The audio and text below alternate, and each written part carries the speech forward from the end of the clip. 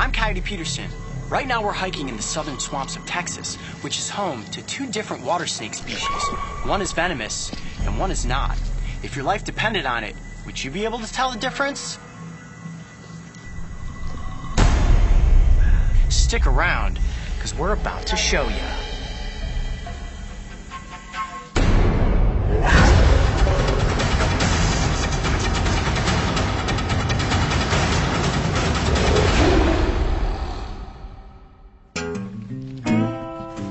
As the sun cut through the tops of the cypress trees, I carefully made my way into the swamp. Every step counts when you're in the backcountry of South Texas. And as my boots slowly splashed through the dark water, my focus was completely in tune with the environment. I knew that it was only a matter of time before I would find the one reptile that most people are terrified of. Coyote, what are you looking for? Snakes, and nothing yet. You know, most people are out there and they're hiking and they stumble upon snakes when they don't expect to. Me, I'm always looking for them. But if you do come across one in the wild, it's really important to identify the species. A lot of times you have a non-venomous snake that will look like a venomous one. Unfortunately, these non-venomous snakes are then vilified as being venomous, and a lot of times they end up being killed. My goal today is to catch one non-venomous snake and one venomous snake so that we can show you the distinct differences between the two. It's a long search out here in the swamps. I'm not giving up. We are going to find some snakes.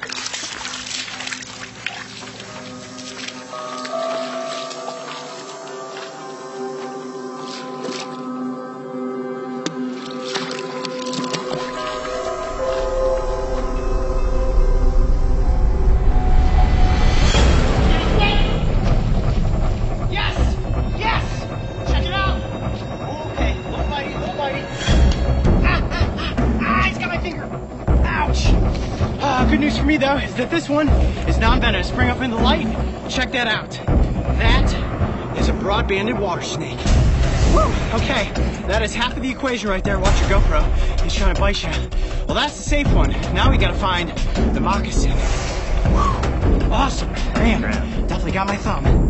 A bite from this one, and I'm gonna be just fine. But the other snake we're looking for, the water moccasin, if that had tagged my thumb, we wouldn't be getting shots. We'd be on our way to the hospital. Look at that.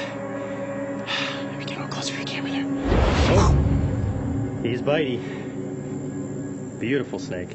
Okay, cool. Well, let's keep searching for moccasins.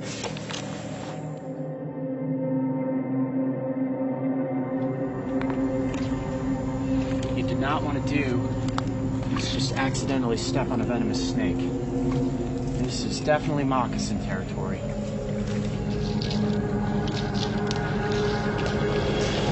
There's a moccasin right there. Okay, come up slow. Where? Right up against the side of that tree. Oh, I wow, see. Look at how big it is. Okay, now this is the real deal. Stay back. Okay. Stay a couple steps back. Now, they usually move pretty slow. I'm going to try to hook it and bring it up here onto the path. You ready? Yep. Careful.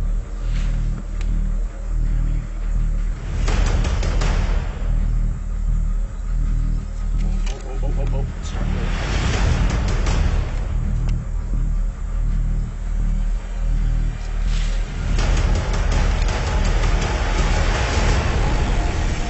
Very cool. Got my tail. Okay, there we go. Do not want to take a bite from this snake. That one will send you to the hospital.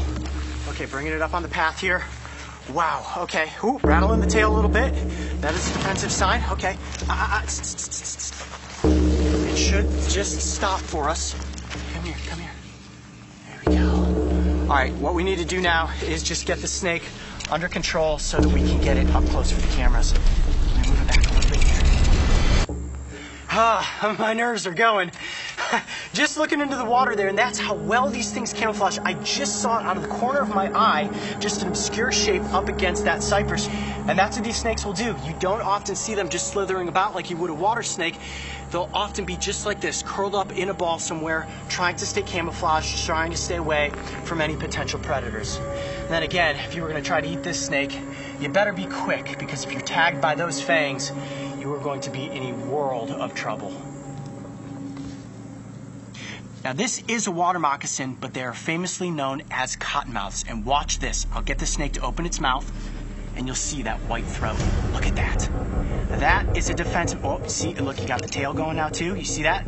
Mimicking a rattlesnake, saying, I am venomous. Yes, we know that you are venomous. I can actually see the fangs tucked back.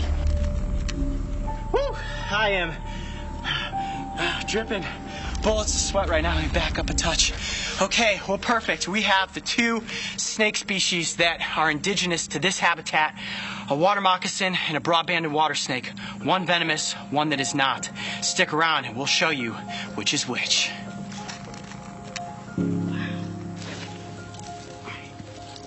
Check this out. Completely calm now, considering the fact just a few minutes ago, this snake was doing everything it could to bite me and get away. This is the broad-banded water snake, and look at this incredibly calm demeanor. Now, I noticed the same thing with Lake Erie water snakes and northern water snakes. At first, it's all about fight or flight. If they can't get away and you catch them, they immediately try to bite you. Now, the good news for me, like I said before, is that this is a non-venomous species. So how big did the snakes get? I mean, do these snakes get as big as a northern water snake? Yeah, they do. I would say this is about average size for one of these snakes. It is, I'd say, about 2.5 feet in length, but they can grow to be about 3.5 or 4 feet at a maximum size. Females are larger than the males, and I do believe it's a male looking at its cloaca. Yeah, you're a handsome fella, aren't you? Now, these snakes are often misidentified. People see them near the water and they automatically think it's a water moccasin. This is a very common species all across the southeastern United States. And the reason people mistake it for a water moccasin is mostly the fact that A, it's right by the water, and B, the coloration. I'm going to turn the snake just a little bit. You see all that dark brown that runs the length of the body, and then that faded banding looks just like a younger water moccasin. But then, of course, if you flip the snake over and look at its belly, look at all that copper checkering. You will not find that on a water moccasin. And not that you'd ever necessarily see the belly of the snake, but I just think that that's really, really cool looking. This is actually the first time I have caught this species of snake, and it is just so incredibly calm right now. I cannot believe how comfortable this snake has gotten with us. We've only been handling it for a few minutes. Oh, but it did musk on me. There you go. See that white stuff on my hand right there? Oh, yeah, it stinks. That is another defense mechanism. Poop on a potential predator if it's trying to eat me. All right, but I'm not going to eat you. Don't worry. We can just hang out and be friends. Wow, this snake is so cool. Well, I think at this juncture we should bring out the water moccasin. I'm going to hand this snake off to Mario. He's going to bring in the moccasin. This is going to be a little bit more dangerous. Hopefully we'll get that snake to just calm down on the ground, and we'll get the cameras up close for it so we can show you the distinct field markings of that snake. All right, you ready? Yep. All right, now we're going to bring in the water moccasin. Just keep your wits about you because this is going to be slightly more dangerous. Okay, let me bring it over here. Slightly is an understatement. Yeah. I got it. Let me get her to calm down. Hold on, let me get her to stop. There we go. So, Coyote, the water snake you just held had anticoagulant in its saliva. This snake has venom. What would this snake do to you? This snake would, depending how your body reacted, it could potentially kill you. There are not many reported deaths from water moccasin bites. However, that venom is incredibly toxic and it will break down your red blood cells. You could lose a finger, you could lose your hand. Let's just put it this way. If I'm tagged by this snake, we are leaving this scene and we are heading to the hospital. So I need to be extra careful right now. Mark, we've got you a couple feet past the snake. We've got Mario just off camera here making sure the snake makes a move. He can keep it away from you, Mark.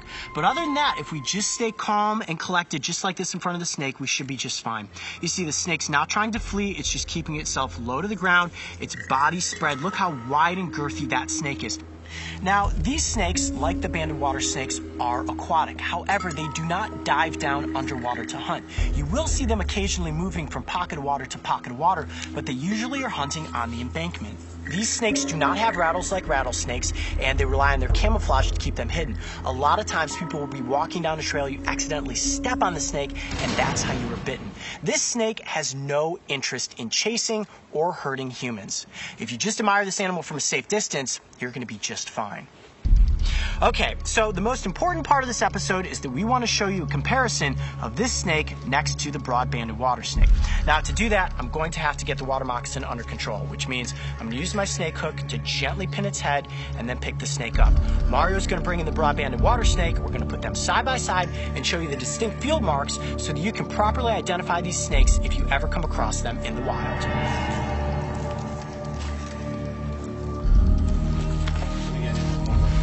I am gently going to get position of her head, just like this. There we go. I want my fingers just behind the head like that. Okay. This is the most dangerous thing you can do with a venomous snake. Yep. Never, ever, ever do what you see me doing here. I'll get full control of the body. There we go. Yeah, oh, you notice my hand is shaking. Now, never, ever, ever try to pick up a venomous snake like you just saw me do. And the only reason that I headed this snake is so that we can get both of these right next to each other. I've got a gentle yet firm grip on the back of her head, just behind the venom glands, and full control of the body. You won't see me moving too much more for this scene. I just got to kind of collect my nerves, stay calm. Mario, go ahead and bring in the broad-banded water snake. There we go. Cool. Look at that. A little nervous? A little bit. Kind of have a dangerous snake here in my hand. She's calmed down a bit. You can see her tongue's flicking out now, so that's good. She's not trying to expose her fangs. Now, the water moccasin, because it is a pit viper and it has these two massive venom glands, has a very triangular-shaped head. You pan over to the broad-banded water snake, and its head is actually very narrow. However, when these broad-banded water snakes are threatened, they will flatten their heads and puff them up, forming them into a triangle, which oftentimes causes people to misidentify them for water moccasins.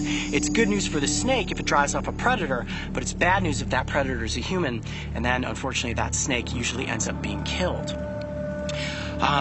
Sorry, a little nervous. Let's look on the heads as well at the snake's eye. So I'm going to just slightly turn. I'll move you. Okay. You stay there. Okay. You'll notice that the water moccasin has a vertical pupil, while the banded water snake has a circular pupil. I don't imagine anybody out there watching is ever going to get face-to-face with either of these snake species, but if you happen upon one and you see a vertical pupil, you know it's a moccasin and you know that it's venomous. Now, the last difference on the face of these snakes is the fact that the water moccasin is a pit viper. Now, right up front there, you'll see a nostril, and just behind that, you see another hole in between the nostril and the eye. That is the heat-sensing pit, which allows these snakes to detect not only their prey, but potential predators in the environment. Now, when you look at the broad-banded water snake, you'll notice that it does not have pits, just eyes and nostrils. When you look at these two snakes overhead, you can see how similar they are in coloration. Now, the broad-banded water snake has more distinct banding, but if you were to just see these snakes at a quick glance, they are pretty similar looking. But you'll notice that the water moccasin has a much girthier, flattened body as compared to the banded water snake. Look at that difference right there. But their scales look similar. They do, don't they? And both species have rough keeled scales, which allows them to quickly be able to move through this rugged environment. Can we see the bellies? I know that's another big difference. Yep. Wow, look at that. Yep. Now, you're never likely to see the belly of these two snakes next to each other, but as you can see, the banded water snake is beautiful and checkered, and the water moccasin is just kind of plain and cream colored. Not that that makes this snake any less special. I smell something, Coyote. You do. I smell that same thing. Both of these snakes right now are musking, which is a final defense tactic in the event that something tries to eat them. That musk is coming out of their bottom ends, and if you're a predator and you get that in your mouth, it tastes really bad. So, as you can tell, these snakes have many different defenses against potential predators. For everyone out there watching, we want you to know that these two snakes are very difficult to distinguish from one another. And if you see a snake out there in the wild, definitely treat it as if it's venomous. If it's a moccasin and you take a bite, you're going to be in a lot of trouble. So it's best to just always admire these animals from a safe distance. I'm Coyote Peterson. Be brave. Stay wild. We'll see you on the next adventure. All right, you ready to let them go? Let's do it. Back into the wild with these snakes. Working with snakes is one of the most dangerous aspects of this job. And the reason I do it is so that we can learn about these incredible animals and hopefully walk away with a newfound respect for even the ones that we are afraid of. If you thought this episode was fascinating, make sure to go back and watch as Mario and I compared an alligator to a crocodile. And don't forget, subscribe so you can join me and the crew on this season of Breaking Trail.